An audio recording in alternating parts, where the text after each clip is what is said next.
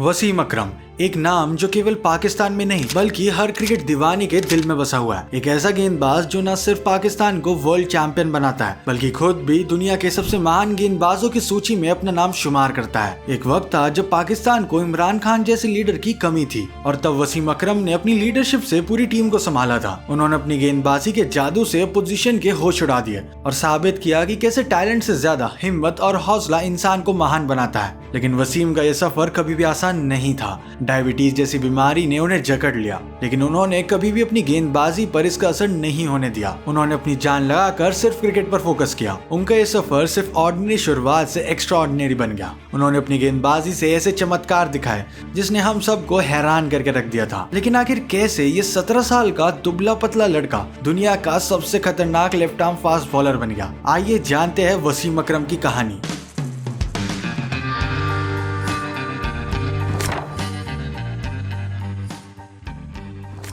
साल 1984 लाहौर में cricket trial रखा जाता है जहां नेट्स में बैटिंग करने आते हैं खुद पाकिस्तानी टीम के कैप्टन जावेद मियांदाद। एंड ये जाहिर है कि वहां पर बहुत ज्यादा भीड़ आ जाती है। 60 बॉलर्स के बीच वहां चमकता है एक हीरा जो पहली नजर में मियांदाद की आंखों का तारा बन जाता है। मियांदाद की जिद करने पर चीफ सेलेक्टर उस बॉलर को एक फर्स्ट क्लास मैच में खेलने का मौका देते हैं। उस समय पाकिस्तानी क्रिकेट की हालत काफी नाजुक हो चुकी थी। डोमेस्टिक टूर्नामेंट्स में कंसिस्टेंसी नहीं थी, इसलिए पाकिस्तानी टीम में मौका पाने के लिए काबिलियत के साथ साथ किस्मत की भी जरूरत थी। न्यूजीलैंड के पाकिस्तान टूर से पहले एक वार्म अप मैच खेला जाता है, पेट्रन्स 11 वर्सेस न्यूजीलैंडर्स। न्यूजीलैंडर्स की स्टार स्टड टीम के सामने गेंदबाजी करने आते हैं 17 साल के लेफ्ट आर्म पेसर वसीम अकरम और पहला मौका मिलते ही वो कीवी प्लेयर्स के ऊपर डोमिनेशन शुरू कर देते हैं।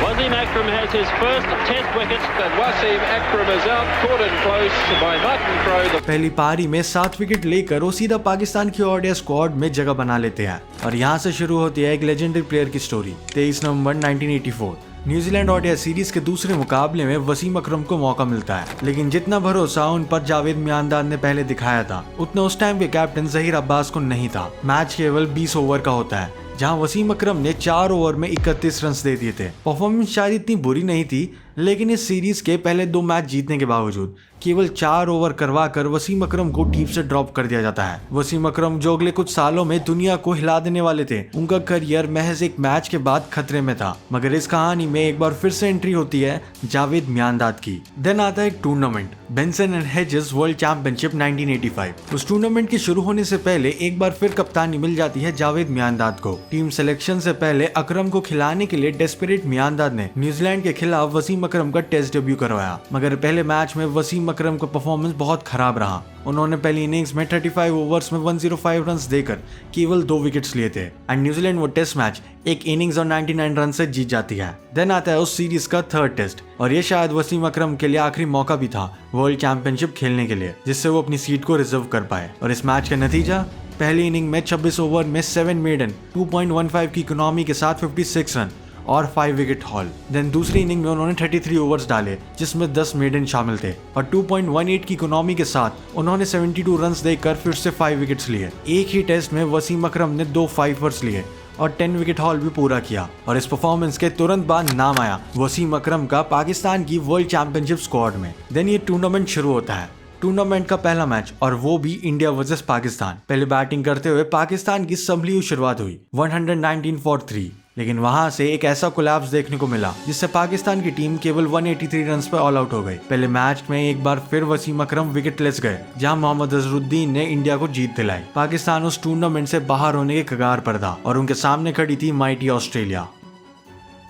उम्मीदें खत्म सी दिख रही थी। टूर्नामेंट के आखिरी 2 मैचेस इंग्लैंड और ऑस्ट्रेलिया से थे, लेकिन उस दिन मेलबर्न क्रिकेट ग्राउंड में जन्म हुआ पाकिस्तान के सबसे कामयाब गेंदबाज का। उस दिन पूरी दुनिया ने वो देखा जो अब तक सिर्फ जावेद मियांदाद की नजरों में था। 263 का टारगेट डिफेंड करने के लिए पाकिस्तान की टीम ग्राउंड में उतरती है और वसीम अकरम के पास थी नई गेंद और बोल्ड। एक नहीं, ऑस्ट्रेलिया के पहले 5 बल्लेबाज सभी वसीम अकरम की न्यू बॉल से क्लीन बोल्ड हो गए। पहला शिकार रॉबल कर, स्कोर था 4 फॉर 1। देन 15 रन पे दूसरा विकेट केपलर वेसल्स का, 30 रन पर तीसरा विकेट डीन जोन्स का। Australia really struggling in this 6th over. फिर 37 फॉर 4 पर एलन बॉर्डर का विकेट। Alan Border, well, that's a big blow. And then 42 for 5 पर किम हजिस का।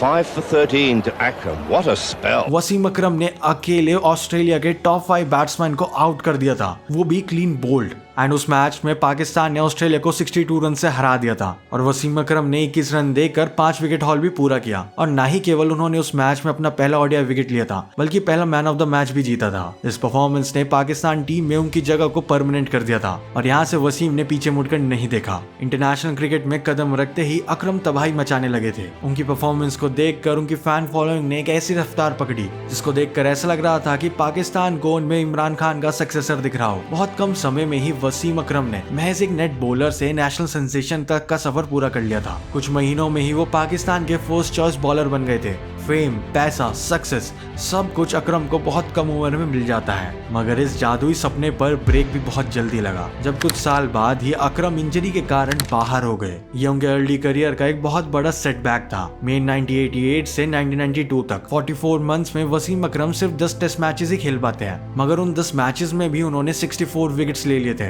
इंजरी के कारण उनकी फिटनेस से ज्यादा उनके डिसिप्लिनरी कंसर्न्स थे। लेकिन कहानी यहाँ खत्म नहीं होती। 2 सर्जरीज के बाद अकरम एक नई पहचान बनाने ग्राउंड पर उतरते हैं। अपनी स्विंग की धार को और तेज करते हुए वो अपनी एक्यूरेसी पर काम करते हैं। सीम और पेस का वरदान तो उन्हें पहले से ही मिल चुका था। वो बॉल को इन स्विंग आउट स्विंग दोनों कराने में मास्टरी हासिल कर चुके थे और इन सब के साथ साथ रिवर्स स्विंग को उन्होंने अपना सबसे पावरफुल वेपन भी बना लिया था। देन आता है 1992 का ओडीआई वर्ल्ड कप। पाकिस्तान का ये वर्ल्ड कप कैंपेन पूरा लक के ऊपर चल रहा था। इंग्लैंड के खिलाफ 74 पर ऑल आउट होने के बाद उन्हें बारिश ने बचा लिया था और उस बारिश के कारण मिले पॉइंट से पाकिस्तान सेमीफाइनल में क्वालिफाई कर जाती है।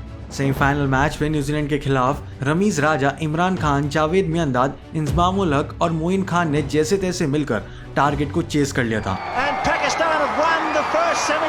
और पहली बार पाकिस्तान को वर्ल्ड कप के फाइनल्स में पहुंचाया था। पाकिस्तान की टीम पहली बार इतने बड़े मुकाम पर थी। उस फाइनल मैच में पाकिस्तान की टीम 249 रन्स बनाती है, जहां वसीम अकरम ने बैटिंग करते हुए 19 बॉल्स में 33 रन्स का एक इम्पोर्टेंट योगदान दिया था।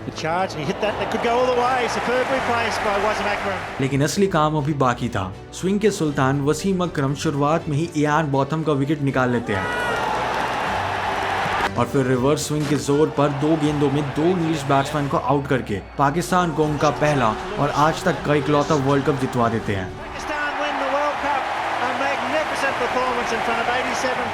एंड उनकी इस कमाल की परफॉर्मेंस की वजह से उन्हें उस फाइनल मैच में मैन ऑफ द मैच का अवार्ड भी मिला था। वर्ल्ड कप जीतने के बाद उस टाइम के कैप्टन इमरान खान ने रिटायरमेंट अनाउंस कर दिया था और फिर कैप्टनसी मिली वसीम अकरम को। वे साल दर साल बंच में विकेट्स ले रहे थे। वकार यूनिस के साथ उनकी ऑन फील्ड साझेदारी से पूरी दुनिया डरने लग गई थी। ये वही दौर था जब पाकिस्तान अपने तेज गेंदबाजों के लिए मशहूर होने लगा था। वसीम, वकार और शोएब अख्तर ने बल्लेबाजों की चीखें निकलवा दी थी। एंड इवन वसीम अकरम तो बैटिंग में भी काफी रिलायबल थे। 1996 में जिम्बाब्वे और पाकिस्तान के बीच शेखपुरा में खेले गए एक टेस्ट मैच में पाकिस्तान थोड़ा पिछड़ रहा होता है क्योंकि उस टाइम पर जिम्बाब्वे की टीम काफी अच्छी हुआ करती थी। पहले बैटिंग करते हुए जिम्बाब्वे की तरफ से ग्रैंड फ्लावर और पॉल स्ट्रैंग की सेंचुरीज की वजह से उनकी टीम 375 रन बना देती है, मगर उसके जवाब में पाकिस्तान की टीम 1 पॉइंट पर 237 फॉर 7 पर पहुंच जाती है। फिर बॉलर सकलैन मुश्ताक के साथ वसीम अकरम पार्टनरशिप बनाते हैं। उस इनिंग में वसीम अकरम 22 चौकों और 12 छक्कों की मदद से नॉट आउट 257 रन बना देते हैं। अगर उस मैच में पाकिस्तान के टेल एंडर्स थोड़ी और देर रुक जाते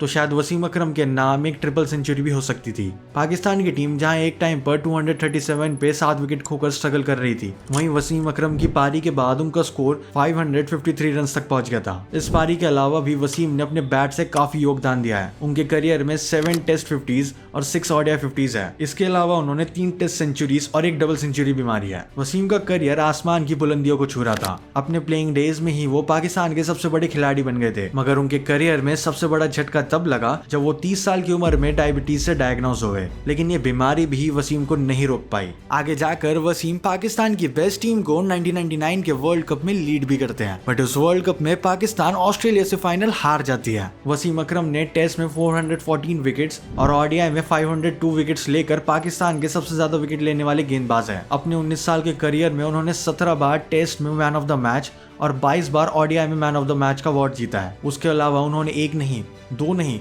बल्कि 4 बार हैट्रिक्स भी लिया। अकेले 1993 के साल में वसीम अकरम ने टोटल 45 ओडीआई विकेट्स ले लिए थे और साल 1990 में 48 test wickets. And even legendary player sir Vivian Richards, वो तो वसीम अकरम को डेनिस लिली के बाद सबसे बेस्ट फास्ट बॉलर कहते थे। वसीम अकरम इकलौते ऐसे तेज गेंदबाज है जिन्होंने टेस्ट और ओडीआई दोनों में 400 से ज्यादा विकेट्स लिए हैं। एंड इवन वसीम अकरम और वकार यूनिस ने साथ में मिलकर 1700 विकेट्स अपने नाम करे हैं, जिससे वो पाकिस्तान के सबसे बड़े लेजेंडरी बॉलिंग डुओ बन जाते हैं। इसके साथ साथ वसीम अकरम ने 109 ओडीआई मैचेस में भी पाकिस्तान की कप्तानी करी है, जिसमें उन्होंने पाकिस्तान को 66 मैचेस में जीत भी दिलाई थी। एंड इवन 2003 के वर्ल्ड कप में भी वकार यूनिस और शोएब अख्तर के होने के बावजूद वो पाकिस्तानी टीम के लिए बेस्ट बॉलर रहते हैं। मगर टीम के खराब प्रदर्शन के कारण 8 सीनियर खिलाड़ियों को टीम से बाहर कर दिया जाता है, जिनमें से एक नाम था वसीम अकरम का। टीम से ड्रॉप होने के बाद वो इस खेल से संन्यास ले लेते हैं और इस तरह एक महान गेंदबाज का करियर समाप्त हो जाता है।